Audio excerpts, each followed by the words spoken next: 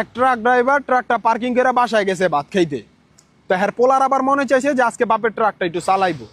তো বাপে যখন ভাত খাইতে বইছে তখন পোলায় চাবি চুরি করে হ্যাঁ ট্রাক লয়ে বাইরে গেছে গা, মানে আঙ্গ মতন বাল পাক না আর কি। তখন হ্যাঁ হালকা পাতলা পারে। তো রাস্তা দেয় দুম্বা চালে যাইতাছে, হ্যাঁ যাইয়া 150 জনরে মাইরা লাইছে।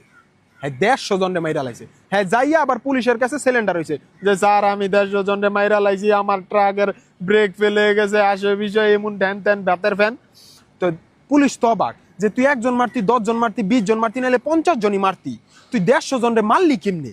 হ্যাঁ কয় স্যার আমার গাড়ির ব্রেক ফেলে গেছে। তা গাড়ির ব্রেক ফেলে গেছে তুই নদীতে নামাই দিতি, পুকুরে নামাই দিতি, গাছের লগে ডুয়া দিয়ে দিতি, তাহলে তো তুই একলাই মরতি, এই মানুষটি তো আর মরতো না।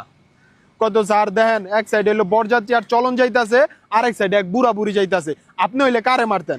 অবশ্যই বুড়া বুড়ি মারতাম। বুড়া বুড়ি তো অলরেডি এক পাও কবরে গেছে গা।